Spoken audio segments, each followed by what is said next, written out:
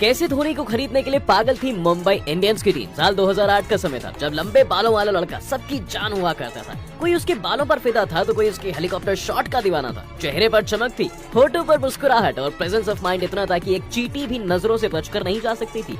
लोग इन्हें दुलार से धोनी धोनी कहते थे। धोनी तब नजरों में आया जब इन्होंने भारत को पहली बार ही T20 वर्ल्ड कप का खिताब जिता दिया। धोनी को आम से लेकर खास लोग पसंद करने लगे थे और खास लोगों में एक नाम था मुकेश अंबानी का। उस समय IPL नया शुरू हुआ था और अंबानी साहब ने धोनी को टीम में शामिल करने के लिए सभी दांव पेच लगा दिए थे। मुंबई इंडियंस धोनी को अपनी टीम में शामिल करने के लिए बिल्कुल पागल थी। मुंबई के मैनेजमेंट की चाह थी कि महेंद्र सिंह धोनी कैसे भी करके मुंबई में शामिल हो जाए। लेकिन कहते हैं कि अगर किसी चीज को दिल से चाहो तो पूरी कायनात उसे मिलाने की साजिश में लग जाती है। इसी साजिश और सियासत के बीच चेन्नई की एंट्री हुई और चेन्नई की एक चतुराई ने धोनी को मुंबई में जाने से बचा लिया। सोचिए अगर आज मुंबई में धोनी होते तो IPL का समीकरण कितना अलग होता। लेकिन फिर भी मुंबई ने कोशिश नहीं छोड़ी। वैसे तो दोस्तों हर टीम ही अपने साथ आइकॉन खिलाड़ी चुनना चाहती थी। एग्जाम्पल के लिए बोले तो वीरेंद्र सहवाग को दिल्ली डेयरडेविल्स अपनी टीम में चाहती थी। पंजाब की टीम युवराज को शामिल करना चाहती थी और ऐसे ही मुंबई इंडियंस टीम सचिन तेंदुलकर को टीम में चाहती थी। नीलामी से पहले ही आइकॉन खिलाड़ियों का भी नियम बना हुआ था। नियम ये था कि आइकॉन खिलाड़ी को टीम के सबसे महंगे खिलाड़ी से 10% ज्यादा पैसे मिलेगा। धोनी किसी भी टीम के आइकॉन खिलाड़ी नहीं थे क्योंकि उनके राज्य की कोई टीम ही नहीं थी। एक और जहां सभी टीमें अपने साथ स्टेट के आइकॉन खिलाड़ी को टीम में चाहती थी, वहीं दूसरी ओर चेन्नई सुपर किंग्स की सोच ही बिल्कुल अलग थी। चेन्नई किसी आइकॉन खिलाड़ी को टीम में नहीं चाहती थी बल्कि चेन्नई का पहला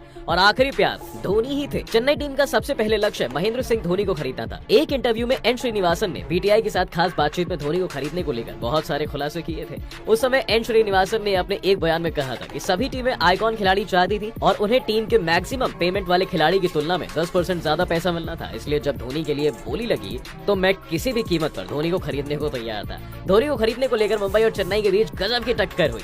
अब जब धोनी पर $1.5 मिलियन की बोली लगी तो मुझे लगता था मुंबई को एहसास हुआ कि उन्हें सचिन को $1.65 मिलियन देने होंगे। उस वक्त टीम का पर्स ही 5 बिलियन का था। मतलब अगर मुंबई की टीम धोनी को भी खरीदती तो पर्स का 60% पैसा तो इन दो खिलाड़ियों को खरीदने में ही खर्च हो जाता। इसलिए मुंबई की टीम रुक गई और हमें धोनी मिल। उस समय महेंद्र सिंह धोनी साल 2008 में क्रिकेट के नए पोस्टर बॉय बने थे और देश में ही नहीं बल्कि विदेशों में भी धोनी को लेकर बात होने लगी थी कि लंबे बालों वाला लड़का आया है और भारत को पहला T20 वर्ल्ड कप जिता गया है। T20 वर्ल्ड कप जीतने के बाद धोनी का अलग ही रुतबा हो गया था। कई लड़कियों ने धोनी को अपना क्रश मान लिया था। मैच शुरू होते ही धोनी धोनी के नारे गूंजने लगते थे और जब धोनी मैदान पर आते थे तो ऐसा लगता था कि कोई ईद का चांद दिखा है। और T20 वर्ल्ड कप तो मानो धोनी का ही था। जब धोनी प्लेयर्स को इधर उधर जाने के लिए कहते थे तो ऐसा लगता था कि शायद धोनी जैसा लीडर्स कोई है ही नहीं। ना कोई कंट्रोवर्सी और ना ही कोई गुस्सा। प्लानिंग ऐसे करते थे कि धोनी की सामने वाली टीम को भनक तक नहीं लगती थी। सचिन से लेकर सहवाग तक हर कोई धोनी के इस अंदाज का फैन था। कुछ सालों में ही धोनी के चाहने वाले बढ़ गए थे और आप कह सकते हैं कि क्योंकि धोनी की फैन फॉलोइंग उस समय भी काफी अच्छी थी, इस वजह से मुंबई और चेन्नई की टीम स्पेशली धोनी को लेना चाहती थी। आज चेन्नई की IPL टीमों में सबसे ज्यादा फैन फॉलोइंग और इसमें कोई शक नहीं कि इसका एक कारण धोनी भी है।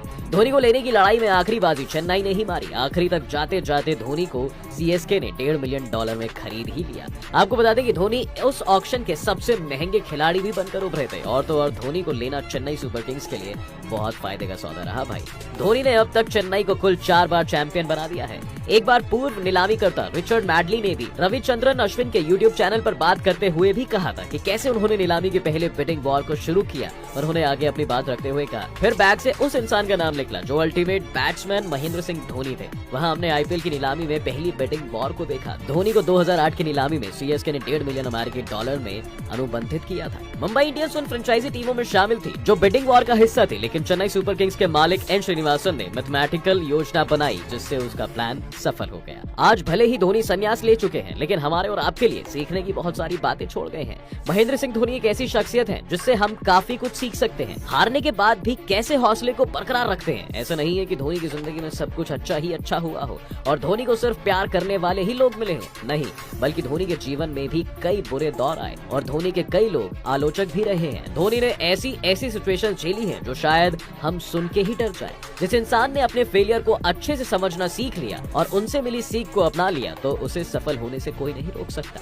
इस बात को प्रमाणित किया है माही ने, जिनके जीवन में बहुत सारे उतार चढ़ाव आए लेकिन उन्होंने सभी फेलियर को पूरी सूझबूझ के साथ हैंडल किया। IPL में धोनी को कई हार्ड ब्रेक भी मिले। सबसे ज्यादा फाइनल हारने वाली टीम थी चेन्नई। नहीं थी जिसे धोनी लीड करते थे, लेकिन फाइनल में एक दफा हार के बाद जहां खिलाड़ी हौसला तोड़ देता है, गुस्सा हो जाते हैं, उनके इमोशंस बाहर आने लगते हैं, तो वही धोनी हार के बावजूद भी कूल रहते थे। उनके चेहरे पर कोई निराशा नहीं झलकती, बल्कि मानो वो कह रहे हो कि मैदान हार गया तो क्या हुआ, सब कुछ नहीं हारा हो। वो अद्भुत साहस अभी भी मौजूद है। यही कारण है कि आज महेंद्र सिंह धोनी भारत ही नहीं बल्कि वर्ल्ड के बेस्ट क्रिकेट कैप्टन है।